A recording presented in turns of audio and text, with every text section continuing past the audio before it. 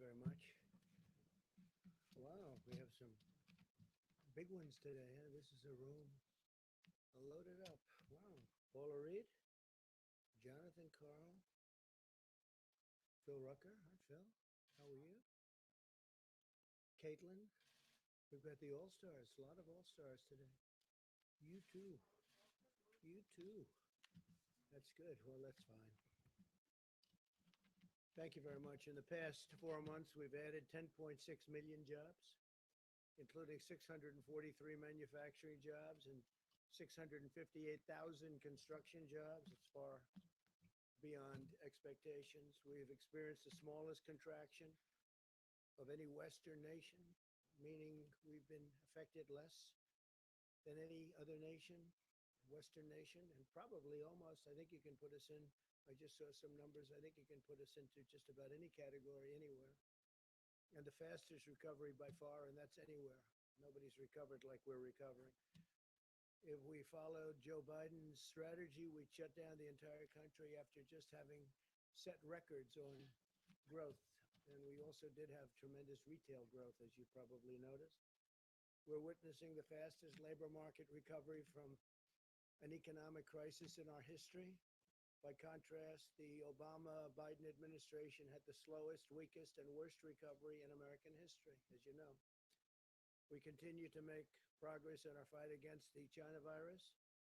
New weekly cases have declined by 44% since July. Deaths declined by 20% compared to just last week.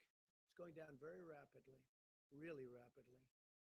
This is in contrast to nations in the European Union, which have recently experienced a sharp increase in cases. They're having a very big spike over there. We're hopefully beyond our spike, and we'll see, but we're doing very well all over our country. In the past 5 weeks, per capita cases doubled in France, surged to over 300% in Spain, which I've been hearing about and speaking to some of the leaders of Spain, and they're having a hard time, and increased more than 400% in Italy again. And as you remember, I put a ban on people coming in from Europe after the ban I imposed on China, Wuhan, but because of Wuhan primarily, because that area was very infected, we also put a ban on Europe. So Spain is being heavily impacted, France, and 400% in Italy.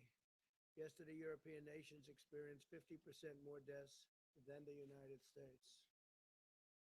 And you don't hear these things, you don't hear these statistics, but the United States has done really well.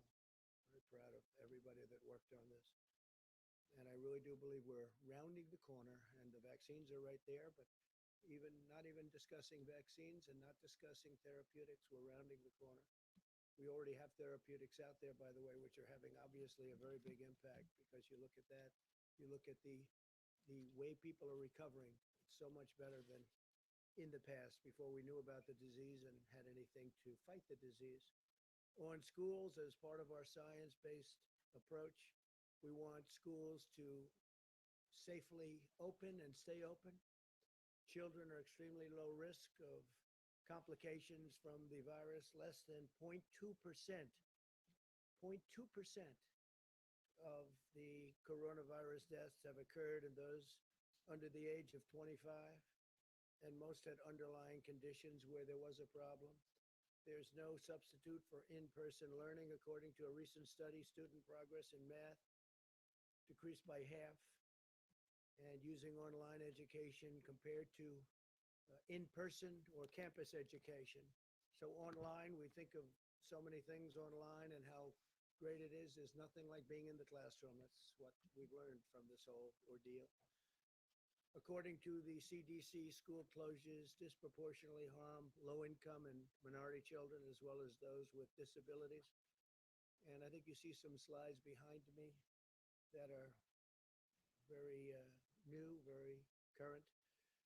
It's also crucial for colleges and universities to stay open, and we hope that they do indeed stay open. We want to see Big Ten football. We hope it's coming back. We have a lot of the colleges that we're talking about. They want to come back. We hope that Michigan agrees. We hope that and I know the governor will have a lot to say about it. We hope she approves it, but we have a couple that Maryland's another one. We hope the governor puts a little pressure on so that we can have it, but I have a feeling they may do it. They may do it without having everybody, but I think they're going to have maybe Michigan, maybe Maryland. We have a couple of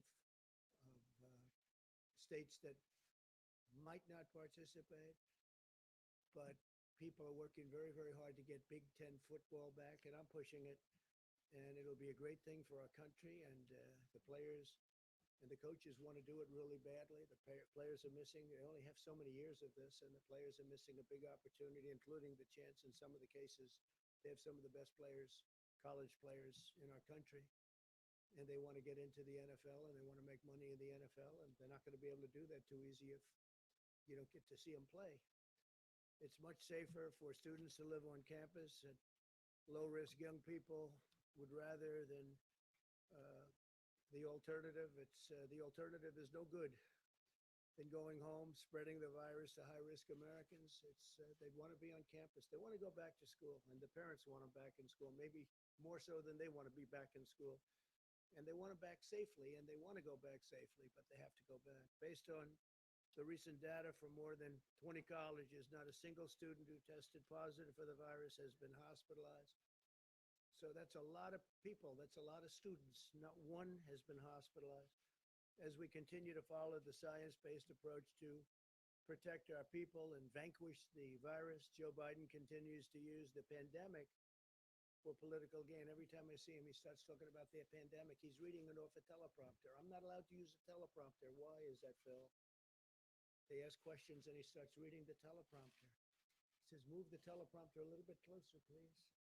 I don't know. I think if I did that, I'd be in big trouble. I think that would be the story of the year.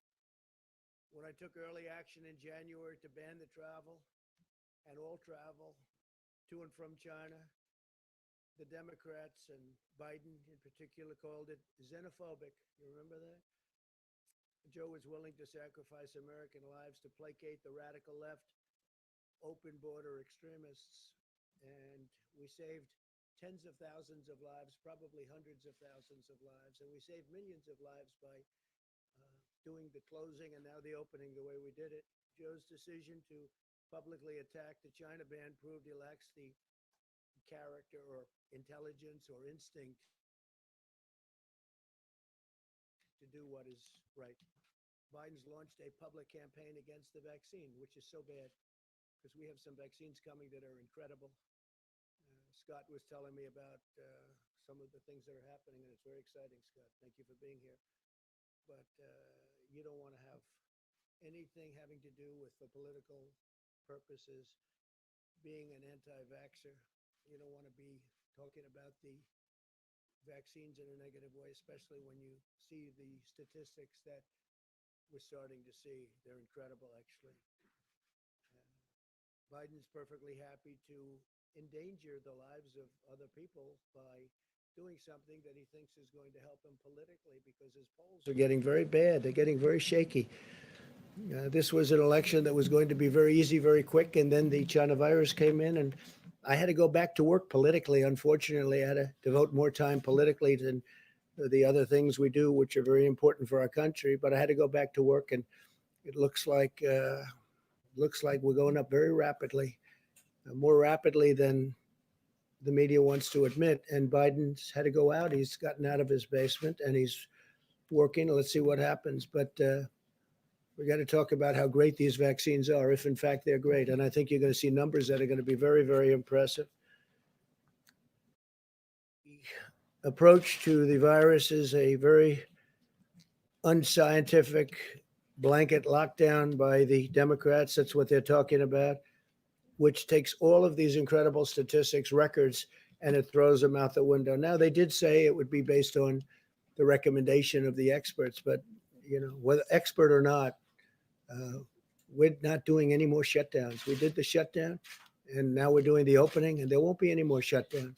There could be a little section, a small section. We have a breakout, but we're not talking about shutdowns like they were talking about, depending on experts. We're not going to be doing that.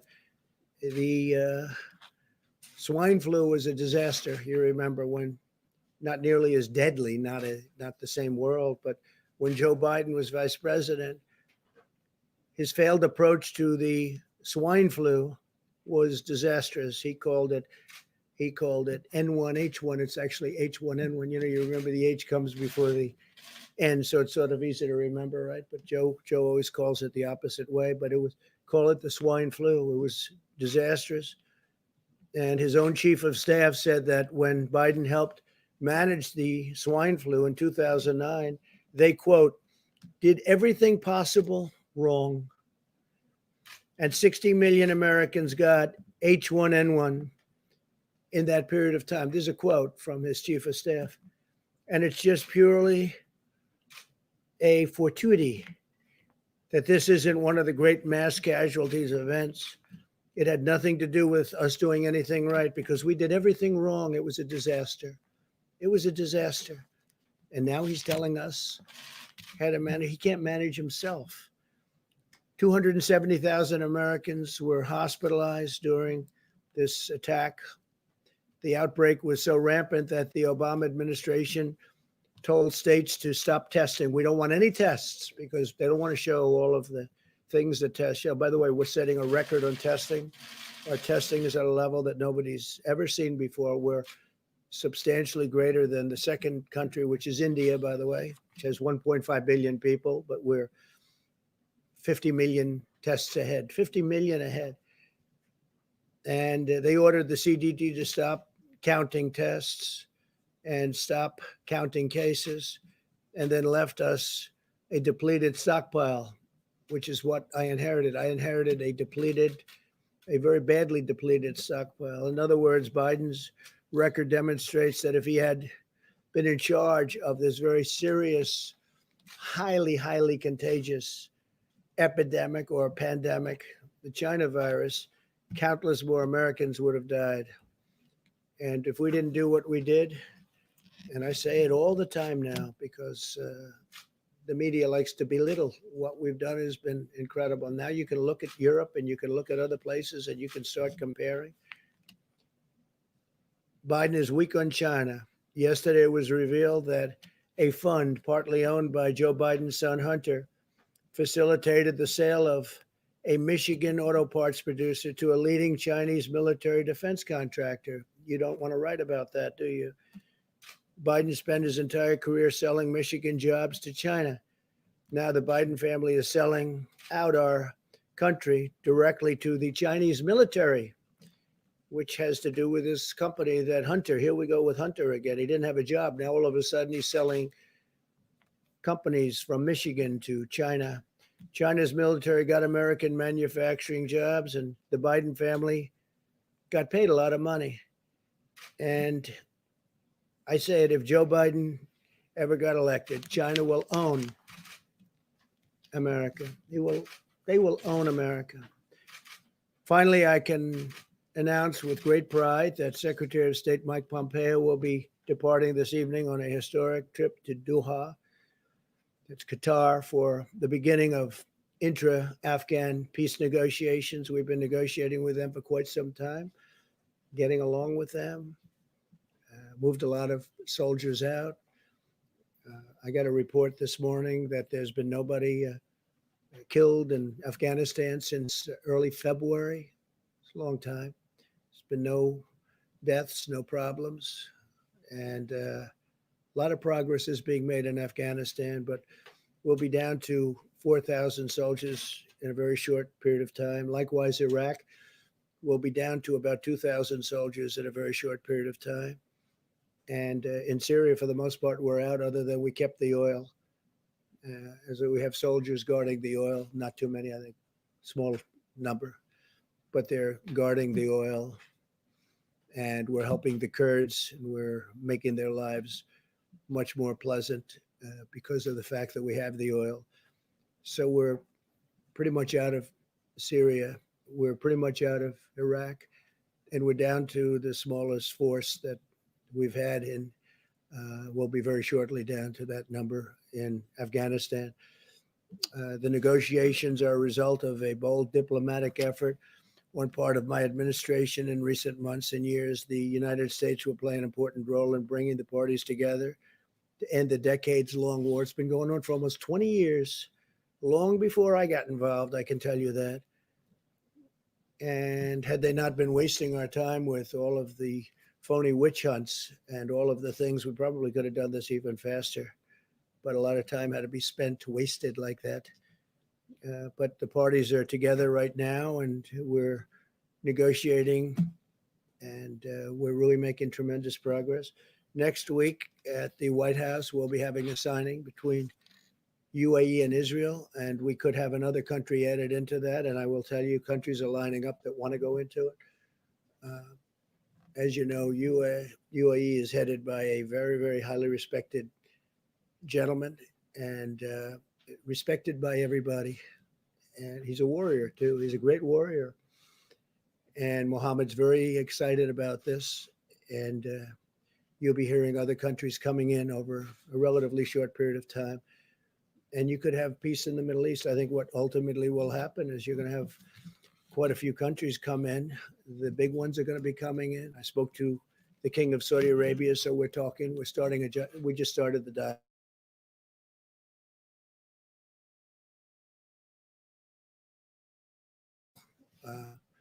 If we win the election, Iran will come and sign a deal with us very, very rapidly within the first, I would say, week, but let's give ourselves a month, because their GDP went down 25%, which is like an unheard of number. And they'd like to be able to get back to having a successful country again.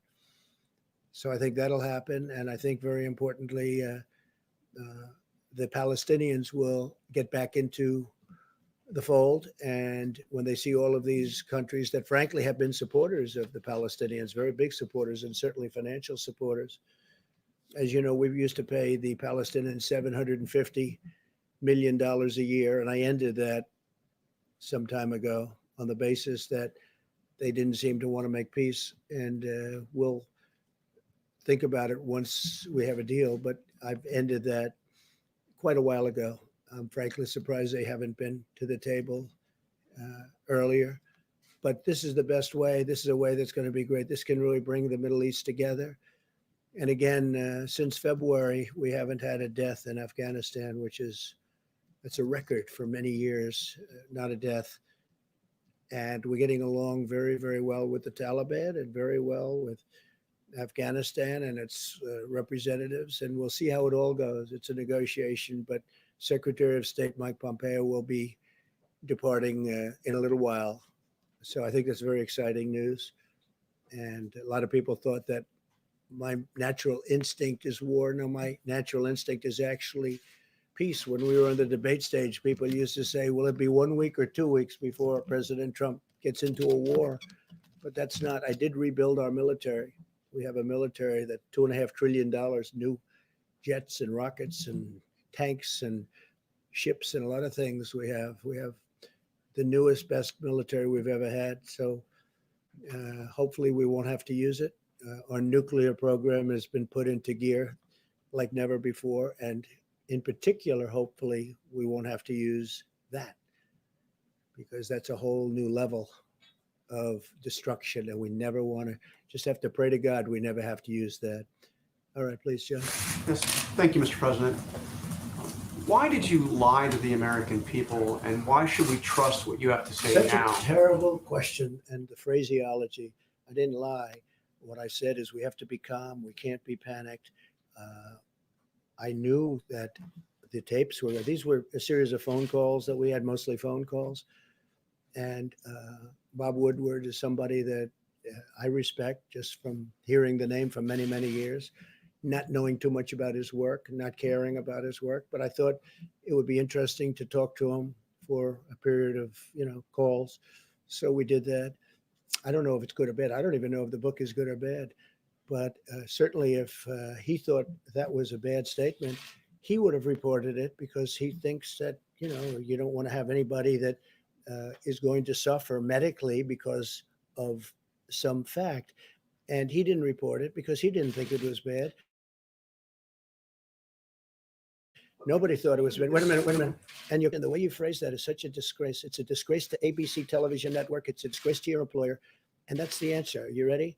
Because I love. Of course I didn't. Of course I didn't. No. Than the flu, and then you went out and told the American public that this was just like the flu. Let me tell you something. You told We've had Woodward flu one thing and you years. told everybody else something else. No, and 5 times, right? 5 times. Do you ever hear the expression 5 times? We've had flu years where we lost 100,000 people. The flu is a very serious problem for this country also, and we've been losing them. Scott, what kind of a number have we lost over the years with flus? Into the hundreds of thousands. Well, I mean, the last 5 years have been something like 35 to 80,000 per year, every year, even with antiviral drugs and even with Flu is a very serious problem also. But just so you this is worse than the most deadlier than the most strenuous flu. okay. And then you went out and said it's just like the flu. What I went out and said is very simple. Listen, what I went out and said is very simple. I want to show a level of confidence, and I want to show strength as a leader, and I want to show that our country is going to be fine one way or the other. Whether we lose one person, we shouldn't lose any, because this shouldn't have happened. This is China's fault. This is nobody's fault but China. China should not have allowed it to happen. Whether you have one person, 180,000 people, or 2.5 or 3 million people, which it could have been very seriously if we didn't make the moves. And when you look at the opposition, where they said, oh, why did he put the ban on? Dr. Fauci said we saved hundreds of thousands of lives by putting the ban on China and then ultimately putting the ban on Europe.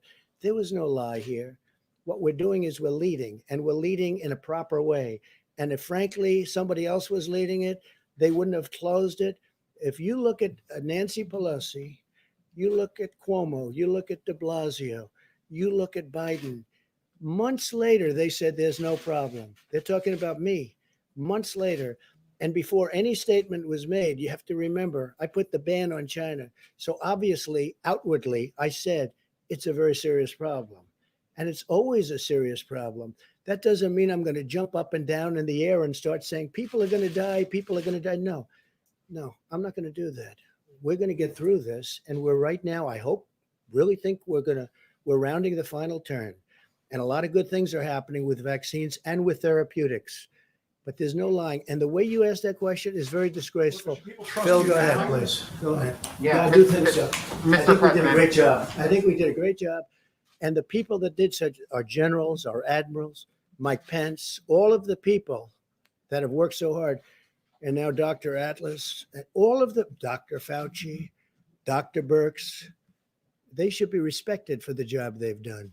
So you won't And you downplay it haven't- again. You won't downplay it again, because you said you downplayed it. That's what you told me. All I'm doing is, no, I don't want to jump up and down and start screaming death, death, because that's not what it's about.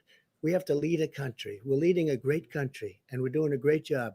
And the people that have done such a good job should be given the kind of credit that they deserve. We possibly have done the best jobs when you start looking at what we're doing with the vaccines and therapeutics and ventilators.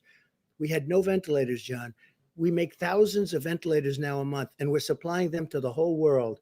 The job we've done is the best job. And don't give me any credit. Give the people that have done this the credit. They've done a great job. Yeah, Phil, go ahead. Yeah, Mr. President, you talked about the need to stay calm and not jump up and down and scare people. A lot of other world leaders were calm. German Chancellor Angela Merkel was very calm as she presented information to the German people so that they could stay safe and protect their families. So why, as you, as President of the United States, did you not level with the American people? Did you not share the information that you knew at the time in real Well, I time? don't know what Angela's doing, but if you look at the European Union right now, they're having breakouts like you've never seen before. And frankly, their numbers are at a level that are much worse than the numbers here. We have done much, much better than the European Union. I just read you numbers that are not good on their behalf, that are very good at ours. And we have rounded the final turn, and we're going to have vaccines very soon, maybe much sooner than you think. Listen, maybe much sooner than you think. But we have done a phenomenal job. And the people that have done this job, including the American public that's had to put up with a lot, with the lockdowns and all of the things that they had to do, they have to be given credit. They have to be given But credit. you knew this Please, was go a ahead. deadly virus. You knew it was airborne. You knew on February 7th, you told Bob Woodward how it transferred from person to person in the air, how deadly it was. Why did you not come to the podium and Well, calmly let me tell ask you the this. people If what Bob happened? Woodward thought that was bad, because this is stuff that everyone knew, there's a report that I have here someplace where China said it was airborne earlier than the statements I made. People knew it was airborne. This was nothing. This was no big. When I say it was airborne, everybody knew it was airborne. This was no big I thing. know that in February. Well, read the reports. China came out with a statement that it was an airborne disease. I heard it was an airborne disease. I assumed it early on. The fact is, there has to be a calmness. You don't want me jumping up and down, screaming, there's going to be great death, and really causing some very, very serious problems for the country. If Bob Woodward thought what I said was bad, then he should have immediately, right after I said it, gone out to the authorities so they can prepare and let him know. But he didn't think it was bad, and he said he didn't think it was bad. He actually said he didn't think it was bad. It's The not the only one that president. said it was bad or thinks it was bad were the fake news media, because they take it and they try and put it a certain way. If Bob Woodward thought it was bad, then he should have immediately gone out publicly, not wait 4 months. You know, he's had that statement for 4 months, maybe 5 months. He's had it for a long time. It was a series of taped interviews, mostly by telephone. Quick ones, not long ones, quick ones. And I did it out of curiosity because I do have respect and I want to see, I wonder whether or not somebody like that can write good. I don't think he can, but let's see what happens. Yeah, please. Thank you, Mr. President. We're just about 50 days out from the election, and we haven't seen a lot out of the Durham investigation yet. Yeah. Where is that? And do you have confidence in the investigation? Well, I can't tell you that yet. I have to see. I'm not involved in it. I purposely stayed uninvolved. I'm, I guess, considered the chief law enforcement officer of the country. I could be involved if I wanted to. I thought it would be better if I wasn't. I think it's better if our great attorney general handle it. He has Durham, who is a very, very respected man, and we're going to see what it is. I can't tell you that. I can Need tell more you this. I indictments? can tell you this. They lied.